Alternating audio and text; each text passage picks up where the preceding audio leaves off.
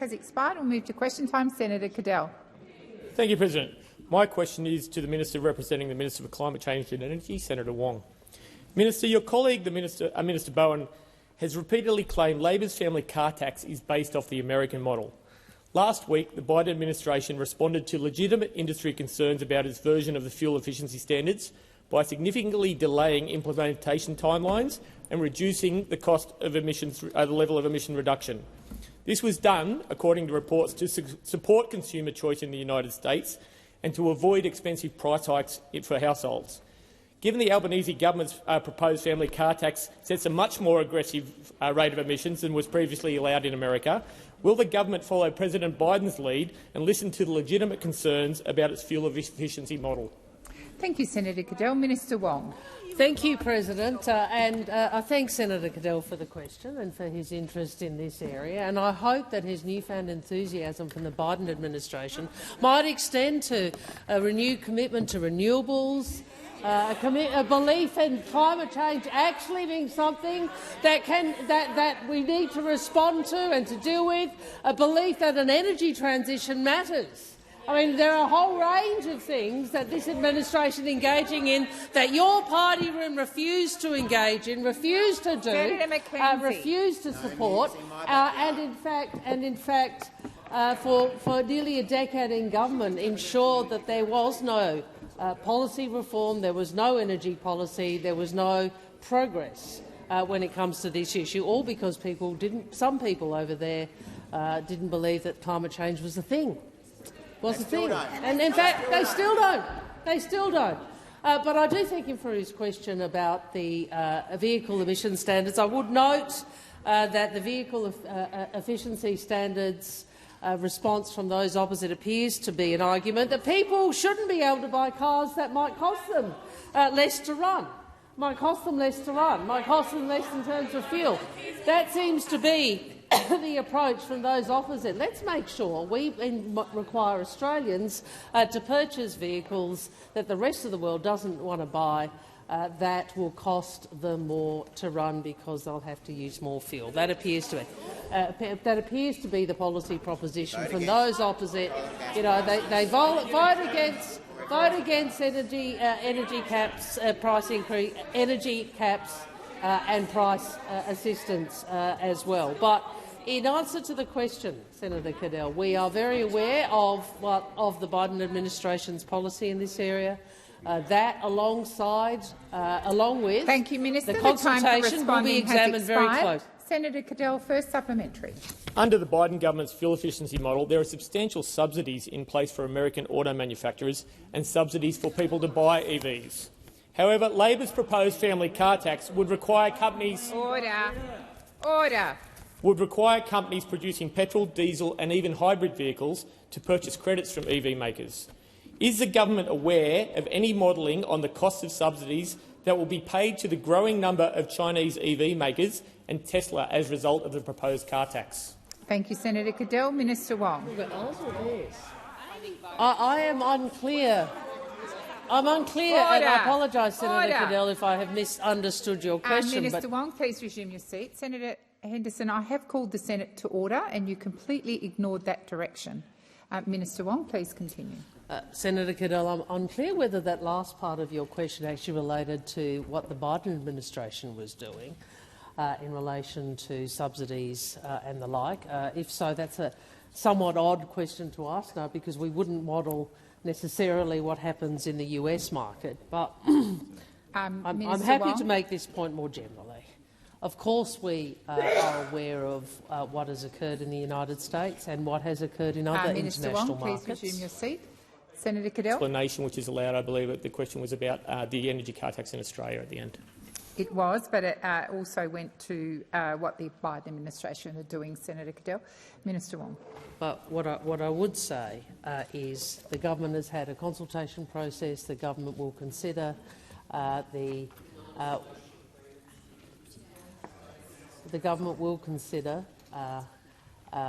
feedback from the industry and others when we finalise these standards. And of course, there's one aspect of that I'm sure that the ministers will look at what has occurred in relevant international markets, which, as you know, Senator, we do lag. Minister. The time for answering has expired. Senator Goodell's second supplementary. Given we are in the middle of a cost of living crisis, why should Australian families have to pay more for the cars they want and need, like the Ford Ranger, like the Toyota Hilux, to help fund subsidies for Telstra and Chinese EV auto owners? Minister Wong.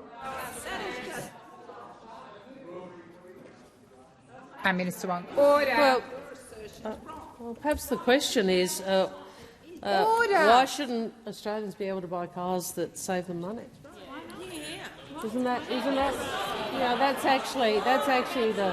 What about having some choice? What about some choice? I mean, I'm always interested, isn't it? The coalition love markets when it suits them. Like they don't want to regulate wages. But oh boy, they're quite happy. They're quite happy to push back on choice where they have an ideological bent against a particular market regulation. I mean, this is about choice. This is about giving Australians the opportunity to buy cars that save them money. Senator O'Sullivan. We are behind so much of the developed world on this. We've gone through a proper consultation process. I'm sure the ministers will consider all of the consultation carefully, as well as looking at the international evidence. Senator Walsh.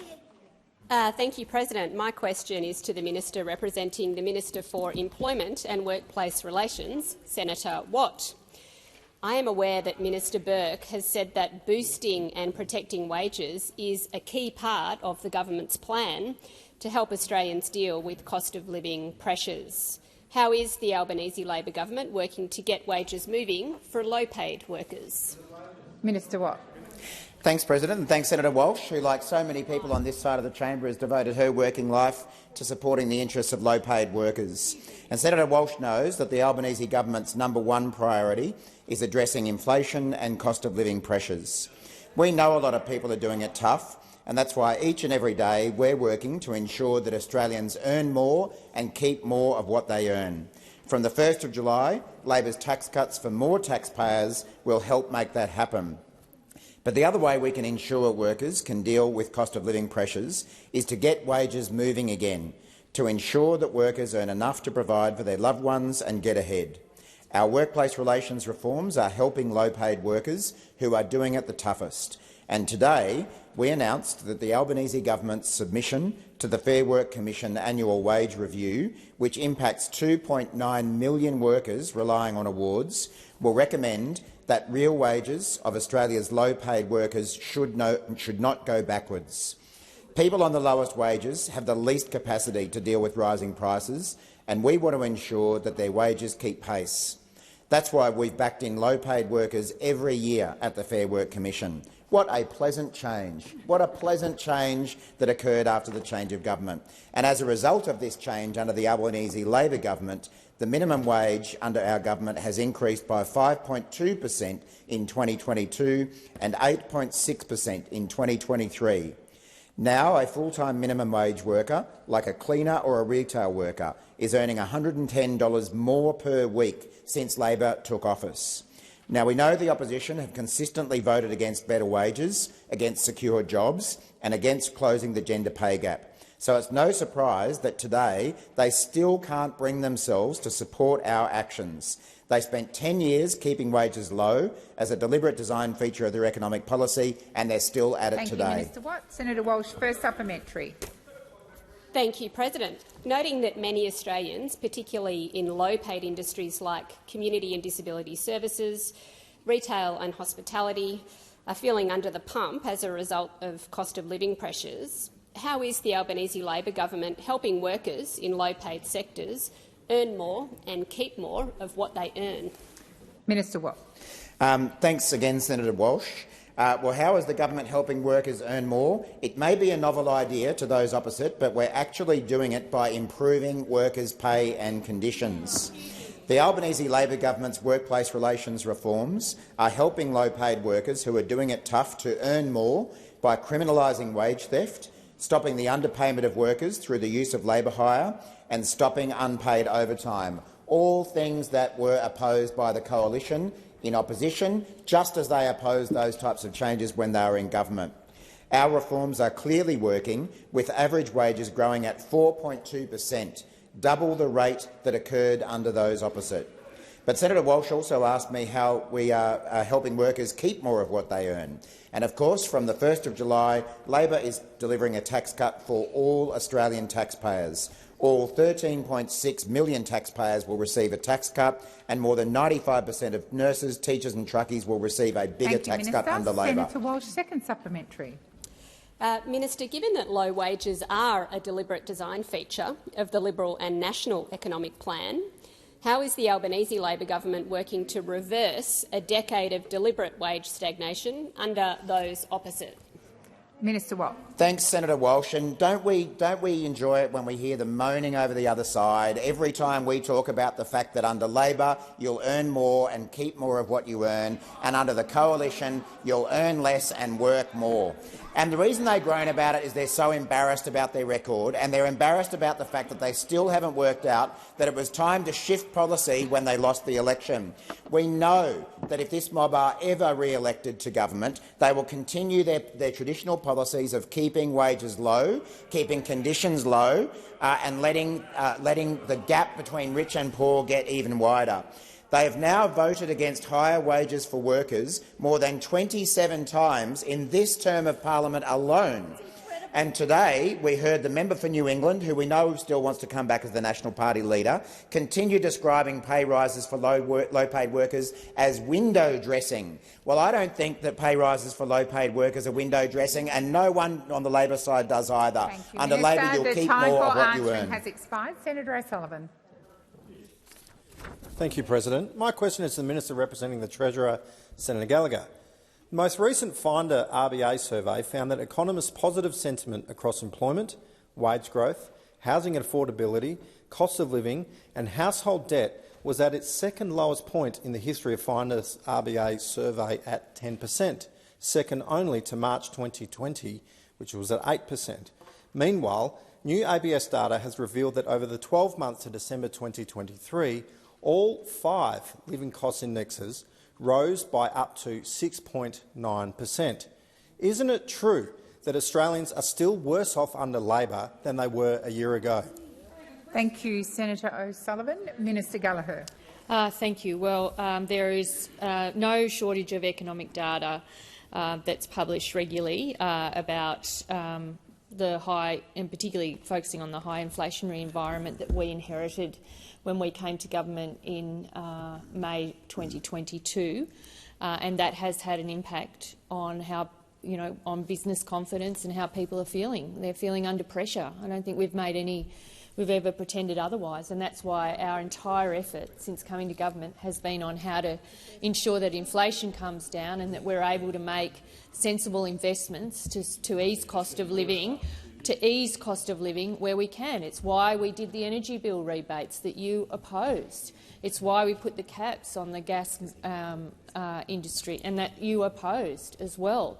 And now we're seeing some relief in that area with prices coming back a little bit. But we're not pretending that people aren't feeling under pressure. They are, and that's why our budgets have been focused on investments where we can afford to make them, where they're sensible, where they don't add to inflation. In fact, they take pressure off inflation, and the energy bill rebates and the rental relief did exactly that, where we can provide investments into childcare, where we can do more in housing. We've got a massive agenda in housing to provide more social and affordable housing options for people working with the states and territories.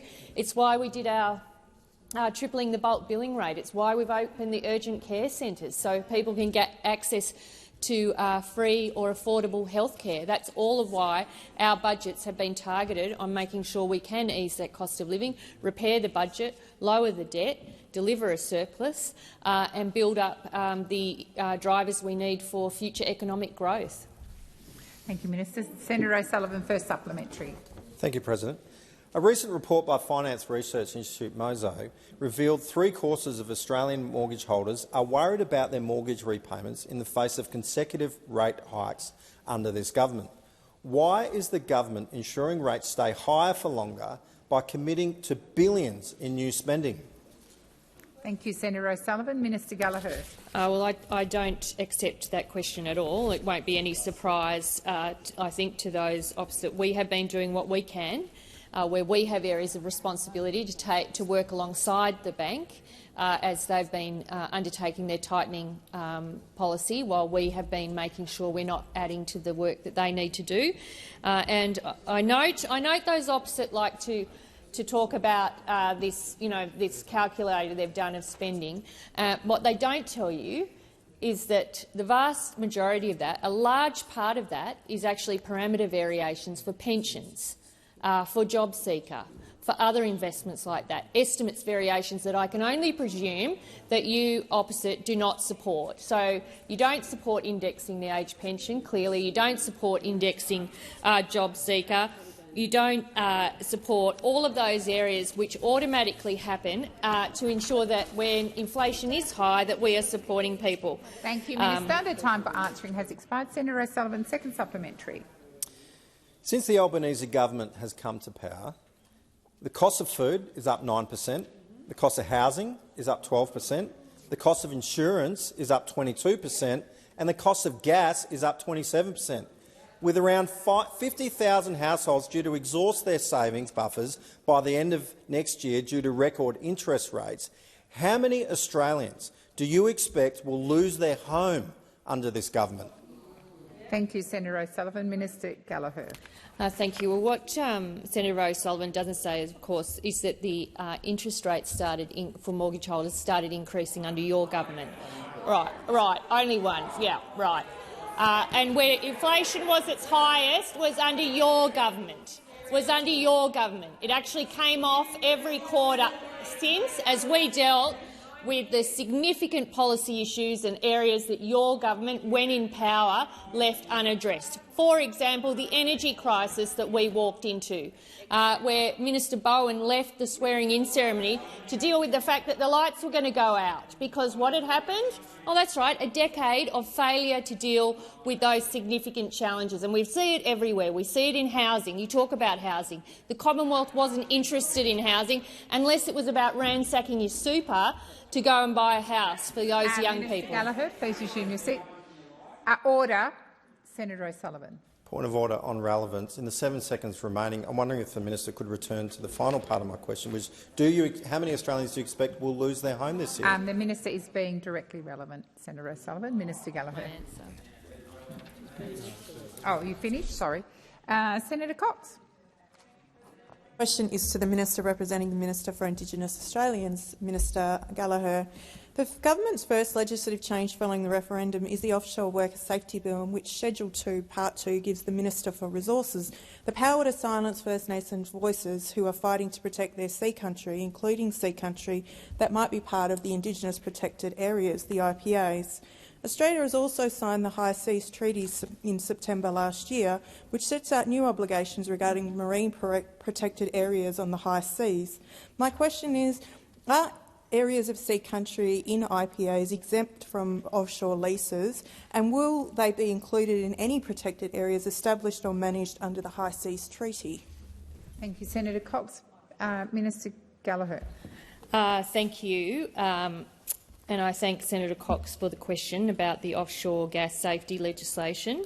And we've certainly, I think, had feedback from a whole range of organisations, including environmental organisations and First Nations groups, along with the industry, that have told the government that our system of consultation is not working, which is why we are developing those amendments to legislation. And there'll be further amendments, as I understand it, that will be moved in the House.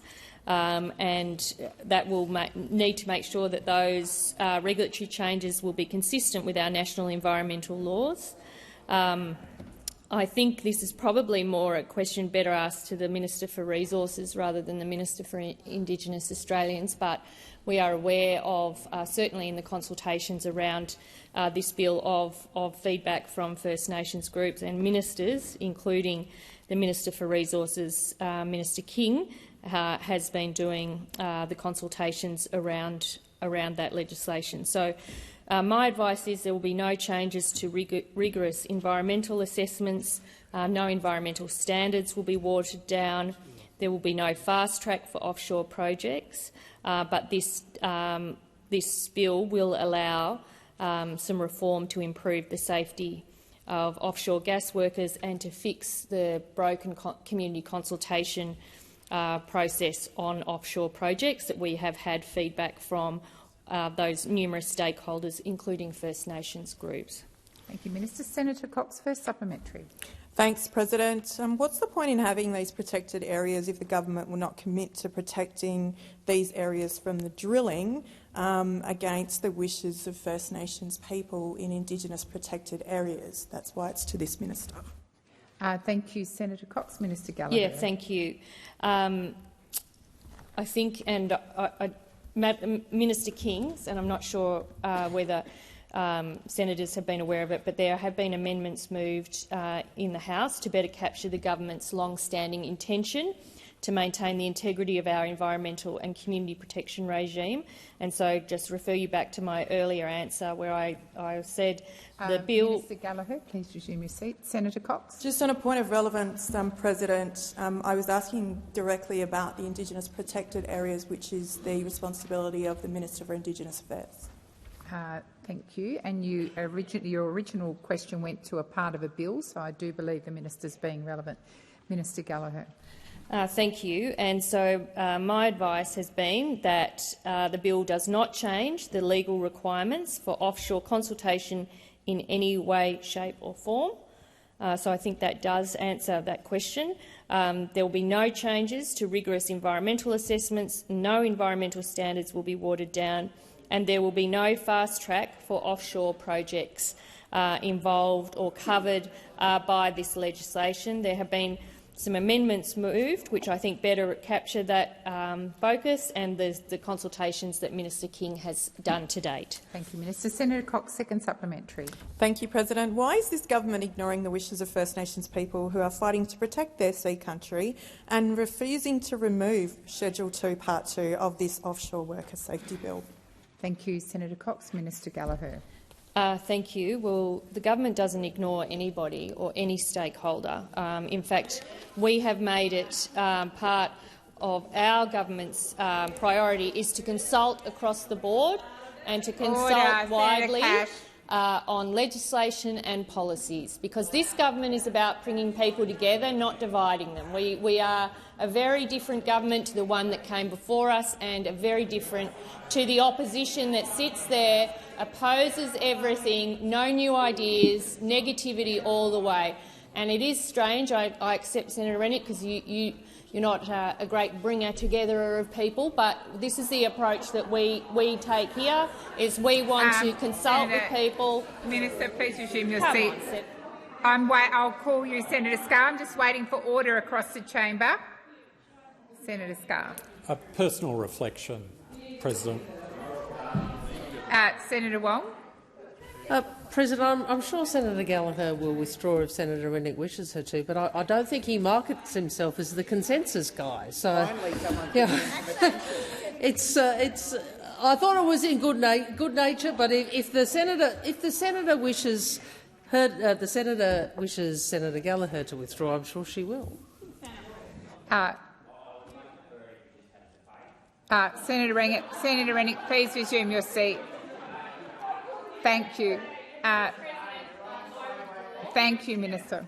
Interjections that were occurring, but I withdraw. But we don't ignore stakeholders on projects. The approach we take is that ministers work with stakeholders. If there are areas where we disagree, explain why we disagree. But on this one, Minister King is leading those consultations. Thank you, Minister. Senator Payman. Thank you, President. My question is to Minister for Women, Senator Gallagher. I note the minister recently launched Working for Women, a strategy for gender equality, which identified a number of areas of focus, including women's safety, sharing and valuing paid and unpaid care work, women's leadership and women's economic equality. I also understand that the Albanese Labor government will make a submission to the Fair Work Commission's 2023-24 annual wage review, recommending that wages don't go backwards. Given that women are disproportionately represented in low-paid and award-reliant jobs, how will the government's submission advocate for these women workers in our economy? Thank you, Senator Payman. Minister Gallagher. Thank you very much, President. I thank Senator Payman for the question and really for a young senator, the amount of work she's already done in her career advocating on behalf of low-paid and women workers across Australia, but particularly in WA. Women are disproportionately represented in low-paid and award-reliant jobs, and we don't want to see women going backwards with what they earn. So despite the recent improvement in the gender pay gap, there remains a substantial disparity in earnings between men and women, and we are committed to continue to work to close this gap. The government is doing its job making the structural reforms that allow women to get a better deal out of the economy. And our submission to the annual wage review sticks up for millions of Australian women who want a better deal in their pay packets each week. Analysis in our submission shows that there is still work to do to lift women's labour force participation, that increases in the minimum wage are likely to decrease gender pay gaps and increase the incentive for women to enter the workforce or work more hours than they currently do, and that increases to minimum and award wages provide income boosts for those most likely to be in less secure employment, such as casual employees and multiple job holders, also where a lot of women find their employment. So Labor's Secure Jobs Better Pay reforms put gender equality front and centre in the Fair Work Commission's considerations, and through those reforms gender equality has been added to the minimum wages and modern award objectives. And as everyone in this place knows, that women's economic equality is a core priority for this government. We'll continue to advocate for women's economic equality in all that we do and all of the policy work and the decisions that we take through the budget process. Thank you, Minister. Senator Payman, first supplementary. Thank you, Minister. I note the Albanese Labor government has announced several measures to deliver structural reform to the economy to help women get a better deal. How does the government's Working for Women strategy, released earlier this month, set the scene for the submission that the government will make to the Fair Work Commission later this week? Thank you, Senator Payman. Minister Gallagher. Thank you very much, and I thank Senator Payman for the question. Working for Women does build on the work that we've already done, as Senator Payman points out. It tells us that we won't achieve equality for women without structural changes across multiple policy areas, so that because we know that women's experiences aren't siloed. So women's safety is not disconnected from economic security and equality. The gender pay and earnings gap are not separate from the significant caring role that women play in our community. The low pay of feminised industries, especially in the care sector, links to how we as a community value the care work and value and respect women and the work that they do. And women's leadership and representation in decision-making is directly connected to designing and implementing policies that work for women. This is a serious and important work for which Labor has a clear plan and a clear and ongoing commitment. Thank you, Minister. Senator Payman, second supplementary. Thank you, Minister. It is clear that the Albanese Labor government is working hard for all Australians, including Australian women. How will the upcoming budget and the initiatives the government has already announced deliver a better deal for Australian women, and why is it so important to have women in positions of leadership to deliver these important reforms? Thank you, Senator Payman. Minister Gallagher. Thank you, and I thank Senator Payman for that question. Well, we do have a plan, and of course we're here proud members of the first federal government that has a majority of members who are women, and that does ensure that gender equality is not a fight that we have in our party room. Everybody understands that there is work to be done, and that we need to address it using the levers of government. And we've been doing that by publishing publishing employer gender pay gaps, by expanding PPL to 26 weeks, through our tax cuts, where 90% of women will get a bigger tax cut, $4.7 billion for our cheaper childcare plan, expanding parenting payments single, reforming our workplace relations system to make it work better for women, our plan to end violence against women and children, and all the work that we're doing in the health space, our gender-responsive budgeting, and of course our gender equal cabinet and government, where we have women sitting around the table, listening to women and united in getting on with and working for women. Has expired. Senator Roberts. Thank you, President. My question is to the Minister representing the Minister for Immigration and the Minister representing the Minister for Infrastructure, Senator Watt. Minister, what is the number of homes required to house the 549,000 people who arrived on permanent visas in 2023? How many houses? Thank you, Senator Roberts. Minister Watt. Thank you, Senator Roberts, for your question. I know you asked a very similar question last week, and as I pointed out to you last week, it's understood and expected that migration levels in Australia have peaked, that they peaked in 2022-23 and are forecast to drop in half by next year.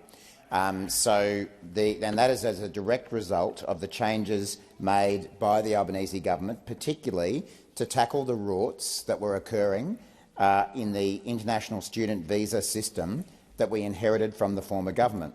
And the changes that we made late last year are already having a significant and immediate impact, with student visa grants down by more than 35% on last year's level.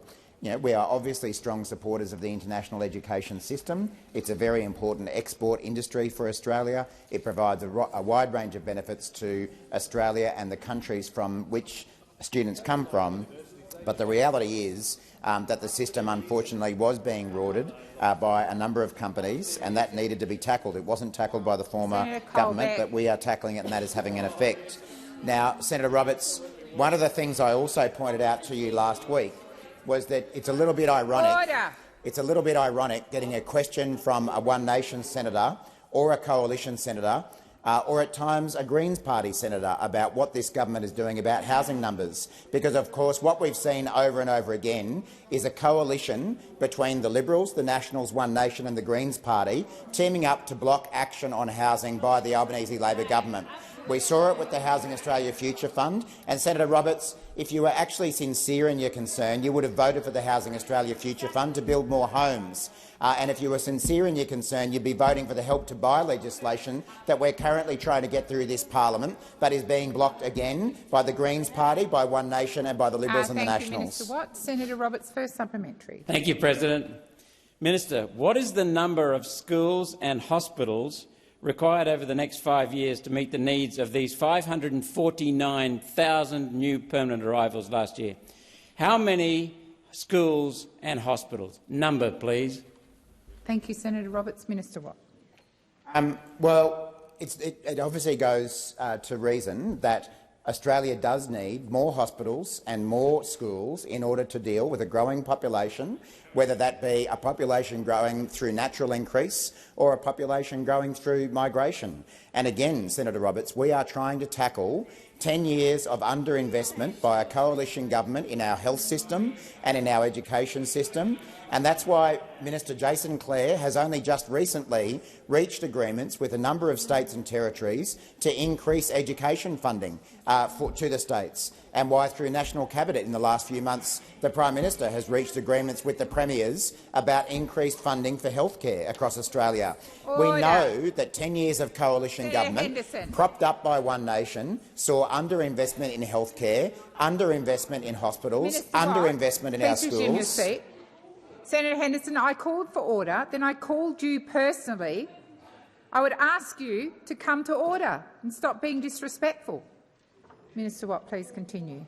Thanks, President. So, Senator Roberts, one of these days you and your colleague Senator Hanson might like to back in a government that's actually delivering on health and education. The time for answering has expired. Senator Roberts, second supplementary. Thank you, President. Minister, planning for immigration requires planning for the houses, schools, hospitals, transport, food and drinking water that new arrivals need.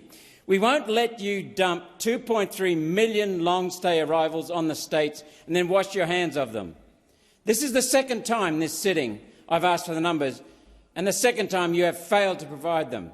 If you have them, please provide them, and if you don't have them, then clearly this government is not up to the job of running Australia.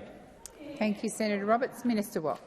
Thanks, President. Thanks, Senator Roberts. Well, Senator Roberts, for starters, I would take issue with your description of migrants as people who are dumped on the community. I think that is an offensive way to describe the contribution of millions of Australians who come from a migrant background. It's not funny, Senator Roberts. It's not funny to talk about dumping people or people being dumped. I'll come to you, Senator Roberts. Minister Watt, when answering the question, please direct your answers to the chair. Senator Roberts. A point of order. I'm not laughing at immigrants. I am half one. I'm laughing at the minister. Senator Roberts, that's not a point of order. Minister Watt.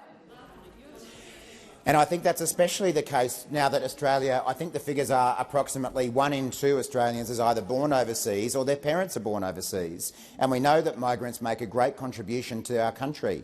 The reality is, though, that as a result of the increase in migration after the pandemic and as a result of the roots in the international student system that were left behind by the coalition, action did need to be taken, and that's what we're doing. But what we're also doing is investing in the houses that Senator Roberts and his colleagues in the Liberal, National and most of all the Greens party want to keep blocking.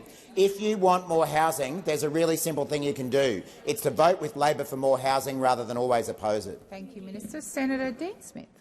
Thank you very much, President. My question is to the Minister representing the Treasurer, Senator Gallagher.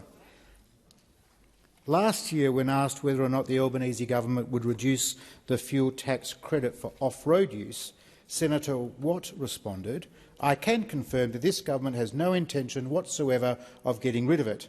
I recognise that the Grattan Institute has made that suggestion, but we have categorically ruled it out, both I and the Prime Minister." He also said that touching the diesel fuel rebate is not on this government's agenda. We are not considering it. We are not working on it. Minister, can you confirm that this remains the position of the Albanese government on the diesel fuel rebate, and can you emphatically rule out any changes to negative gearing under this government in the same way that your colleague, Senator Watt, was able to on the diesel fuel rebate? Thank you, Senator Smith. Minister Gallagher. We're in that time of the Festival of Parliament and Festival of Democracy, where we head towards budget, and it's the rule-in, rule-out game on every front, so that you then go and start whirring up, go to that scare campaign slot machine, put your coins in, rehash all the campaigns that you love to go out and scare the community with. You can be absolutely guaranteed that all the decisions that we take in the budget will be in the best interests of Australia. We've made it clear the areas where we have been focusing on tax reform. They have been with our very significant changes that were made to the former tax plan on stage 3, where we've ensured that 100% of taxpayers get a tax cut. That will be in the budget. We've made it clear that we're clamping down on multinationals through tax reform. Those changes are before the Senate.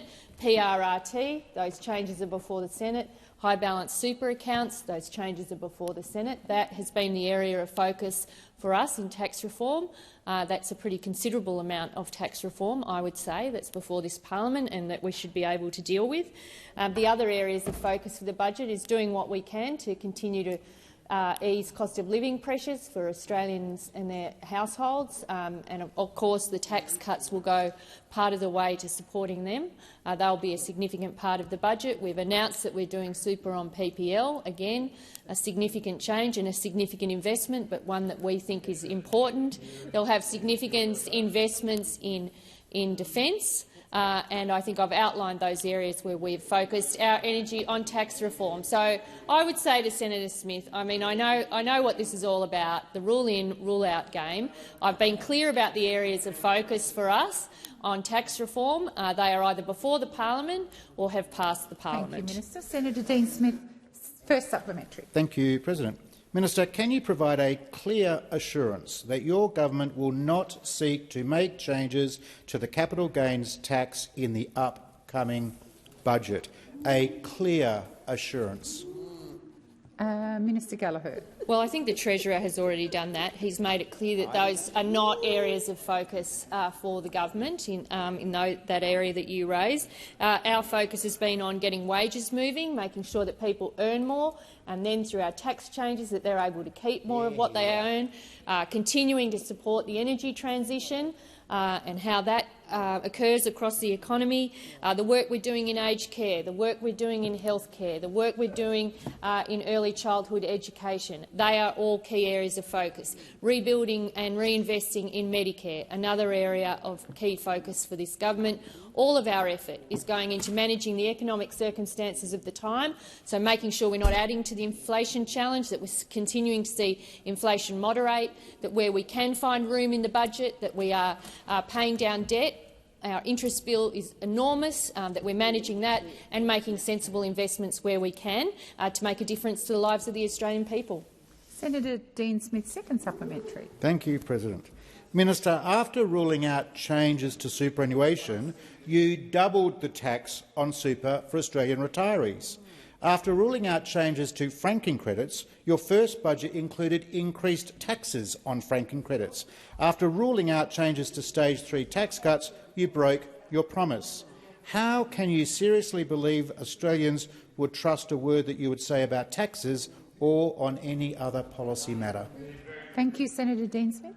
Minister Gallagher. Australian people trust governments that front up and explain the decisions they're taking. And so where we did change our position on Stage 3, I should say, which is actually your policy now, Senator Smith, you voted to support it, that you front up and you explain what has led to this change, why the circumstances have meant that you have decided on this change, and you be upfront about it. And we certainly, in all of the discussions we have, whether it be with stakeholders, whether it be with constituents across our communities, that is the approach the government has taken. And I can tell you, when we are looking at our budget and putting together our budget, we're repairing the damage that we inherited. We're paying down debt. We've delivered the first surplus in 15 years. We're making room for important investments that were overlooked for a decade, including on the energy transition that you opposite are still struggling with, the concept that it even needs to happen. We're doing all of those things. Thank you, Minister. Senator Hanson-Young. Thank you, Madam President. My question is to the Minister representing the Minister for Environment, Senator Wong. Minister, native forest logging is destroying critical habitat and pushing our endangered animals to the brink. Land clearing is destroying the homes of our iconic koala. An area of forest the size of the MCG is logged and bulldozed every 2 minutes.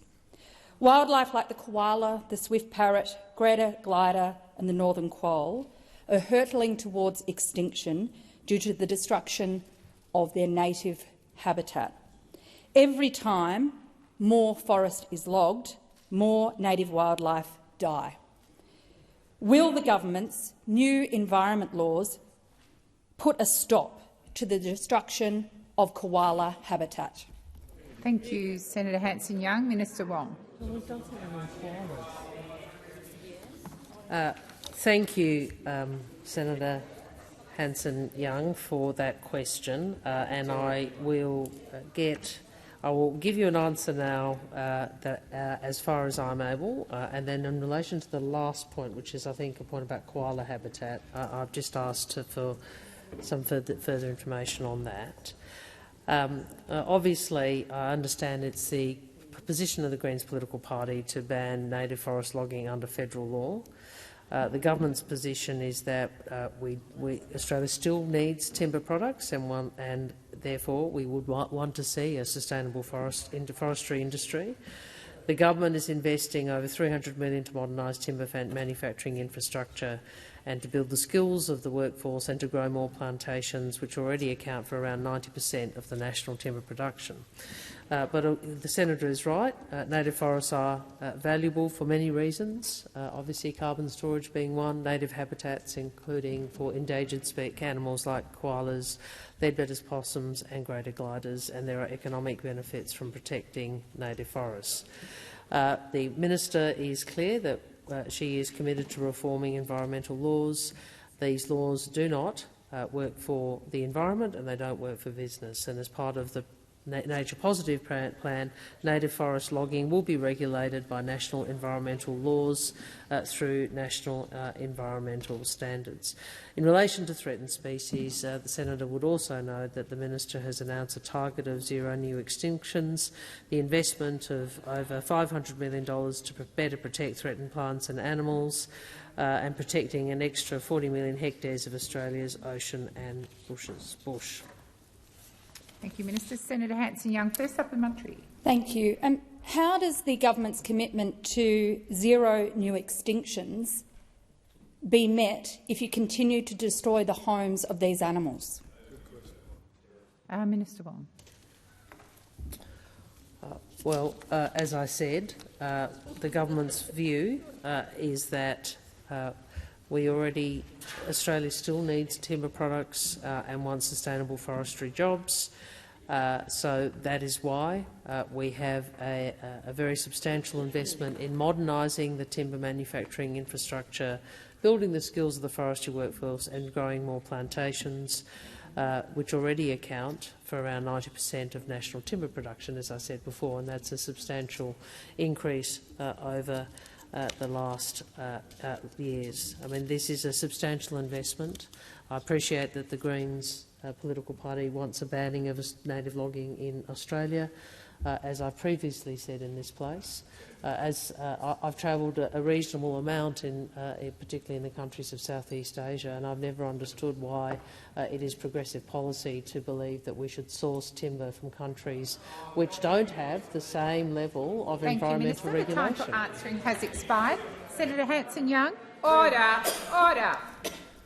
Senator Hanson-Young, second supplementary. Thank you, President. I think the drug dealers' defence is hardly worth commenting on in this argument. How much more native forest must be logged, and how many more koalas must die before enough is enough? Thank you, Senator Hanson-Young. Minister Wong. Well, Senator, you called it a drug dealer's defence. Order. Order. Some of us have actually spent a lot of time in Southeast Asia, in the forests of Southeast Asia, and are aware of the sort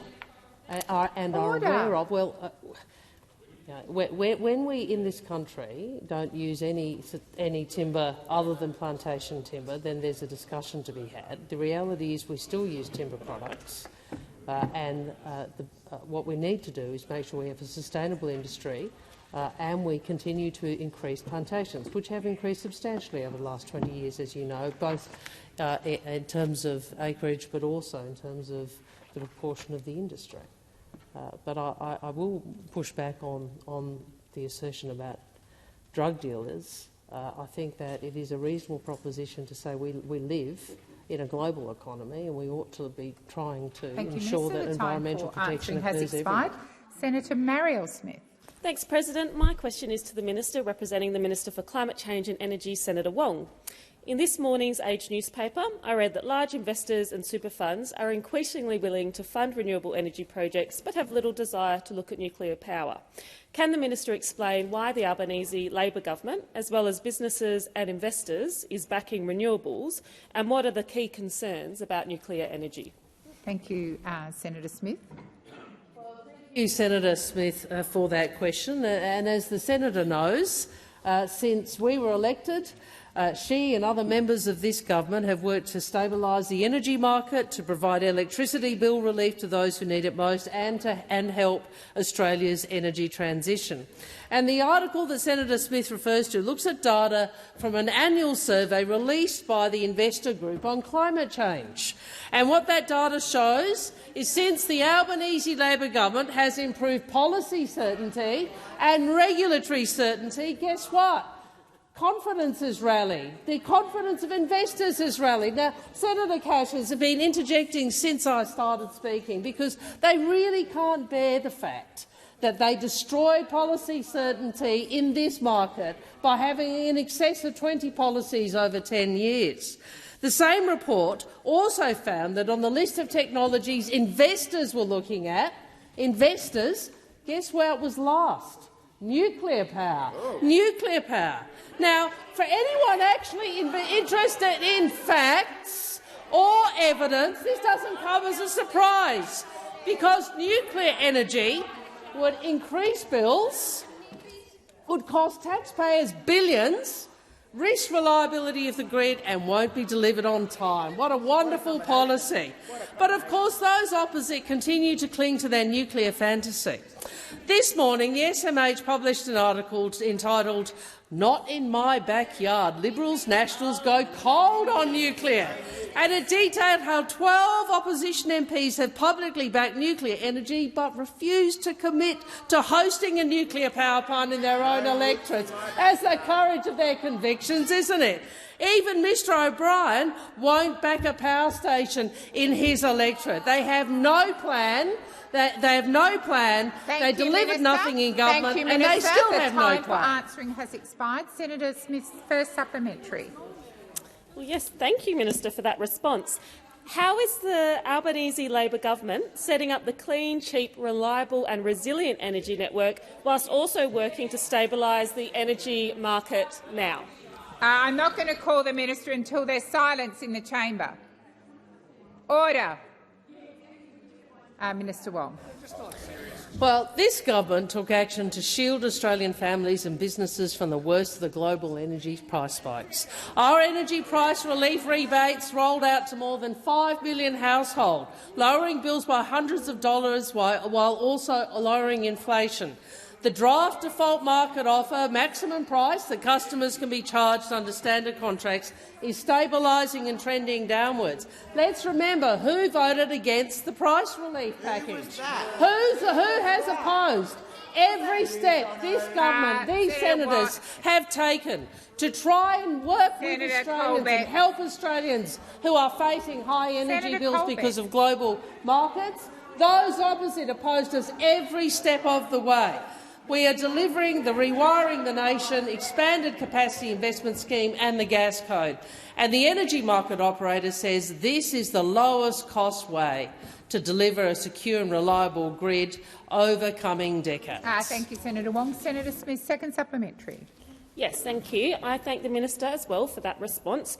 What have energy experts said about the Albanese Labor government's approach to deliver a clean, cheap, reliable and resilient energy system? Order. Order. May I invite all of those interjecting before I've even called the minister to make your contribution at some other time, but not question time. Minister Wong. Thank you. Well, the Albanese government's energy plan is supported by independent advice from the CSIRO and the Australian Energy Market Operator. The plan of those opposite is supported by whom? It's by Gerard Rennick and Senator Canavan. It's designed to placate all of those who for 10 years have stopped any action on climate change by a coalition government. The work we are doing is supported by businesses and investors alike, whereas those opposite, I think we've all lost count. Well, certainly it's over 20, how many energy policies they have had. The reality is this opposition has nothing positive to offer the country. They just say no. They oppose everything. We on this side are here to get things done, and we will, and we are. Thank you, Minister Wong. Senator Patterson. Thank you, Madam President. My question is to the Minister representing the Prime Minister, Senator Wong. Earlier this month, the United States House of Representatives passed a bill that would require ByteDance, a Beijing-headquartered company subject to the control of the Chinese Communist Party, to divest control of TikTok to make the app safe for US users. Will our government commit to similar legislation in Australia if the bill passes the US Congress? Thank you, Senator Patterson. Minister Wong. President, in relation to that matter and the issues of the security of Australians, including online, what I can assure you of is that the government will always consider very carefully the advice of security agencies and experts and will act accordingly.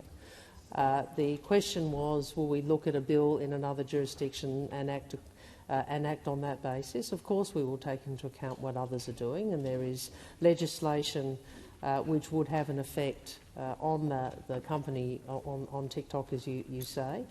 But obviously we will make policy in Australia considering the Australian circumstances. I would note that as a consequence of government consideration of this, that particular platform is regulated in terms of whether or not it is on government devices. Senator would be aware of that, and I think he was part of the discussions about that.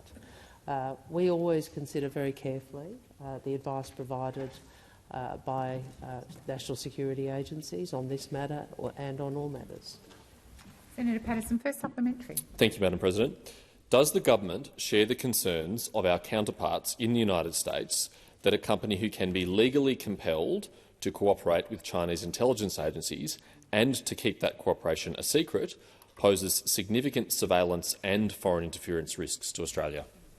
Thank you, Senator Patterson. Minister Wong. Well, as I said, on this security matters, as on all security matters, we will take advice from agencies. I would again make this point that we've taken strong action to restrict access to TikTok on devices that handle sensitive data, in line with advice from intelligence and security agencies. I think it was April of last year we issued a direction restricting the use of TikTok on government devices. Obviously, we will monitor the bill in the United States. More broadly, we are concerned about the amount of data collected by social media platforms. We are concerned about the possibility of foreign interference on those platforms. We're concerned about disinformation on those platforms, and we've seen a lot of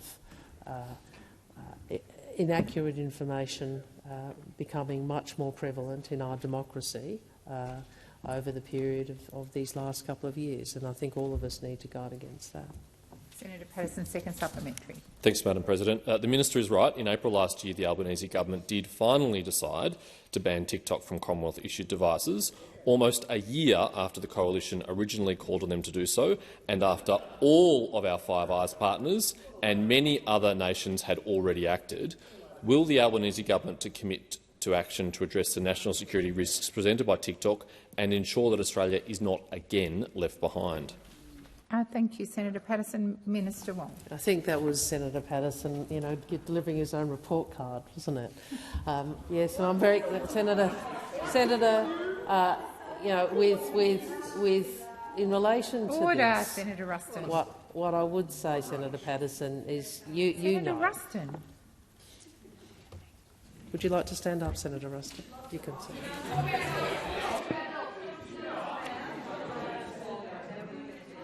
Minister, have you?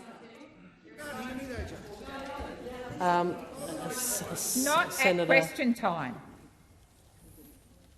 Minister, please continue. Senator.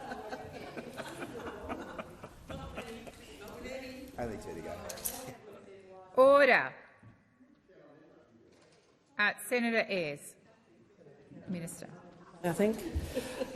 Senator Patterson, we do work through the advice from agencies very carefully. You would also know, as given your role and your history,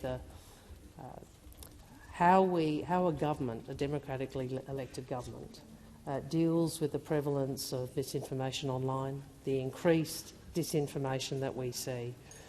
All of these issues are much more difficult and larger in scale now than they were 3 to 5 years ago. Minister. And I would welcome continued bipartisan Minister, work your time for together on answering has expired. Senator Green. Thank you, President. My question is to the Minister representing the Minister for Housing and Homelessness, Senator Farrell. Minister, I hear regularly from constituents in my home state of Queensland about the challenges of finding a safe and affordable place to call home, including essential workers struggling to find rentals close to their workplaces and young first home buyers finding it hard to enter the market. Can the Minister outline how the Albanese Labor government's broad and ambitious housing agenda is working to deliver more homes for Australia? Minister Farrell. Thank you, President, and thanks, Senator Green, for a very important question. We know there are still too many Australians without a safe and affordable place to call home. That's why we do have a broad and ambitious housing reform agenda to tackle the challenges we inherited after a decade of very little action from those opposite. We've committed more than $25 billion in new housing investments over the next decade. And unlike those opposite, we are working closely at all levels of government to deliver it. We're supporting states and territories through, firstly, the $3 billion New Homes bonus, secondly, the $500 million Housing Support Program, And thirdly, the $10 billion Housing Australia Future Fund, which will build 30,000 new homes. There's also the National Housing Accord, which will help deliver 2,000 affordable homes in cooperation with states and territories. In fact, President, homes are already being opened from our $2 billion Social Housing Accelerator, which will deliver another 4,000 new social homes. And our Help to Buy shared equity scheme will also help boost supply through an equity contribution of up to 40% for new homes. Help to Buy is targeted at helping low and middle-income Australians get into a home with just a 2% deposit. It will give a leg up into the home ownership dream for 40,000 Australian households. And importantly, it will help add to supply.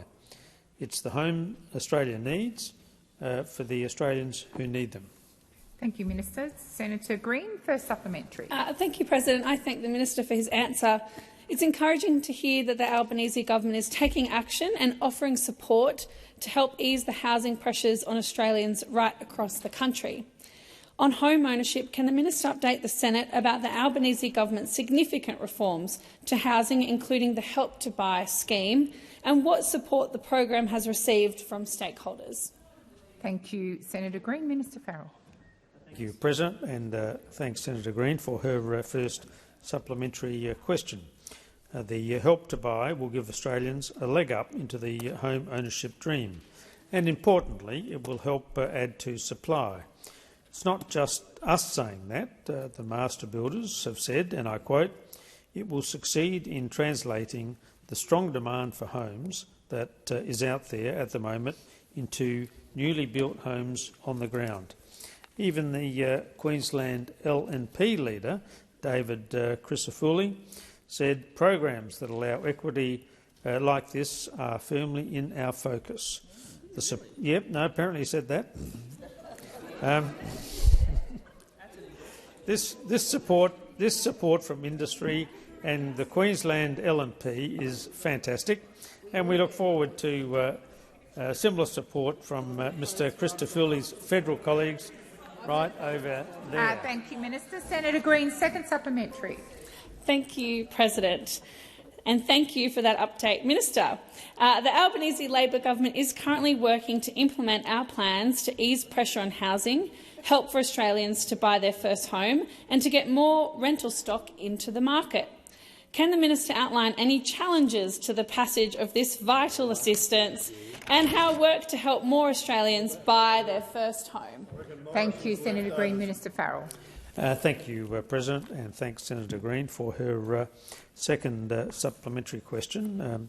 Help to Buy will bring home ownership back into the reach for more Australians, many of whom are renting right now, waiting for that opportunity. But there are obstacles, and they are sitting right over there. Yeah, they are. Those opposite talk a big game, but then they come in here and they vote against more homes. The Liberals and the Greens teamed up to delay the $10 billion Housing Australia Future Fund by 6 months. Every time the Liberals vote against delivering home ownership, help or building new homes, and the Greens delay these reforms, they are voting against Australians who need them. Penny? Thank you, Minister. Minister Wong. I ask that further questions be placed on notice. I thought you had one more, Senator. I ask that further questions be placed on notice.